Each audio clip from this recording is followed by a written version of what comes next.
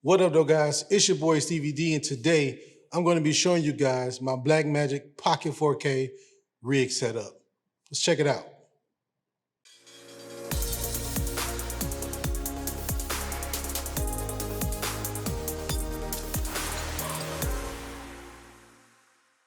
All right guys, thanks for joining me today for this Blackmagic Pocket 4K rig breakdown. So for the last couple of YouTube videos, I've been using my Blackmagic 4K camera to record my YouTube videos. I've also used it on a few films, a few commercial projects, things like that. So I wanted to show you guys actually what I was filming with, kind of go through the mindset of why I pick what I pick and how it works out for me.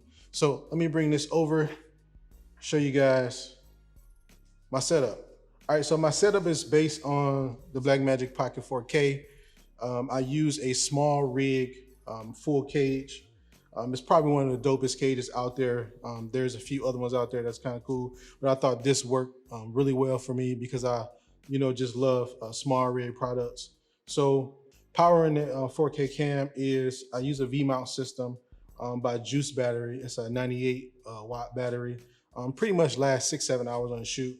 I got a couple of those, so they work really good, and they're good for travel. They're travel approved, so if you want to carry these on, you'll be able to carry these on the plane when you travel. So when I first hooked up this rig, one of the things I was looking for was a cheese plate that I can actually rotate, up and down, because like most of the cheese plates that I saw, they either had to be standing straight up, and it kind of blocks the screen. But this one, which is giving me a hard time today, I actually can tilt this so I can see the screen, or actually have it flat like this, which is a bonus. And I'm gonna link that cheese plate in the description below. Again, it's one of those cheese plates that I thought worked well for me because I really didn't wanna have to use my V-mount battery straight up like this, blocking the camera full time. And what I have on here on the cheese plate is a ANSO V-mount to 3-pin D-tap, or 3-pin adapter to power the 4K, which is a nice find that I found on Amazon. I'll link that as well in the description below, but it kind of just goes right into the pin adapter, and I can power this. And it lasts, again, like I said, 6-7 hours on a shoot. So my SSD of choice was the Samsung Portable T5. This is a 1 gig, I believe. Yeah, 1 gig drive. It's perfect for those raw files because they're huge. I'm usually shooting on 3:1 or 5:1, so the files are pretty big. But this is pretty much necessary to have with this camera. I don't think a CFast is financially, doesn't give you a financial advantage because you have to buy so many of them, and they're so expensive. I believe the T5 is like 170 bucks right now. Compare that to like the Angel Fire CFast cards are like what, 300-400 bucks for like 256 gig. So this works well, and it's also paired with the small rig SSD holder, which is about 30 bucks. It's a pretty neat tool. The only thing that I don't like about the holder is that it covers the hot shoe adapter, which is right up under there. Yeah, man, it's a pretty nice SSD. I haven't had any problems with it. I actually use the T5s for my computer every day, external drive, so this is actually perfect. So the lens that I'm pairing it with is the Sigma 18-35 lens. It's a fantastic lens. A lot of people love this lens. It's so sharp, that 1.8 aperture. It's an amazing lens to pair with this camera. So I have the Viltrox EF to M2 adapter, which allows me to mount this EF glass to this Micro Four Thirds camera.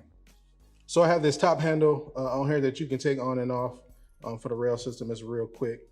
You just unscrew it and pull it right off. And on top of that is the Shinobi by Atomos. Now this monitor does downscale and show you 4K 60 frame footage. So this is one of the things I was looking for when I was looking for a monitor. A lot of them would not output the 60p signal, but this one does, the Atomos Shinobi. The only downside to this monitor is that it only has one HDMI in, it doesn't have an out. So that's one of the things as a disadvantage when you're picking this monitor. I believe the Atomos Ninja 5 has HDMI out as well. I'll have to double check. But I didn't really want a recorder. I just wanted a monitor because I was going to record to this SSD anyway. And I don't think the Atomos 5 records Blackmagic RAW anyway. So it was pretty much a waste of money. Now for my lens holder, I have this, and I think everyone should have this on their rig because this is a heavy lens. You definitely want to get some type of lens support on here when using such a heavy lens, the 18-35. Now on this camera, let me unplug the 3-pin. I wanted to use a small rig, quick release, so that I can quickly take this off for hand holding. It was already unlocked. So with the quick release, I can take it right off the camera pretty quick and get some low hand holding shots, things like that. And then put this back on here, like when I want to do like shoulder shooting or even on a tripod. All right, so I was having a little trouble getting this back on. Wasn't so quick release. But yeah, man, so this is my rig. Now I actually have a Ronin S that I fly this on. I use the DJI Ronin. So with the DJI Ronin, I had to make a few modifications because the camera is so wide, it doesn't actually fit on a Ronin. So I have to use a land part offset plate just to get it on there. Now I don't use the Sigma lens when I find this camera on a Ronin. I use the Mikey 16mm cinema lens. It's a very light lens, very sharp. I think you go down to T2.2. Again, it's a fantastic lens. It's a lot lighter than that Sigma. Now I use the nano nucleus to grab focus on this camera because it is all manual focus. And I got this hooked up by the DJI port to USB, which goes right inside the nano module right here. And then also to power the camera, I found this little neat cable. It has the DJI module and it goes to a 3-pin, just like the regular power adapter, which can power the camera for about an hour and a half, good on the Ronin under 60 frames, which is what I only usually shoot it at when I'm on the Ronin anyway. So that is my Ronin. It's a little bit heavy, and you see I got to use this offset plate, and also I have to use this weight on the right hand side just to make the gimbal balance. And yeah, that's my Ronin setup when I'm shooting with the Blackmagic Pocket 4K. All right, guys, so thank you guys for stopping by. I wanted to show you guys my my cinema camera setup, for my YouTube and my film and documentary type stuff. I'm actually filming this video on the Blackmagic Ursa Mini, which is also a fantastic camera, but it's a lot heavier for most things that I do, so don't use it as much. So this is gonna be my camera for all my YouTube videos in the future, unless something else comes out that I like. But that's it, guys.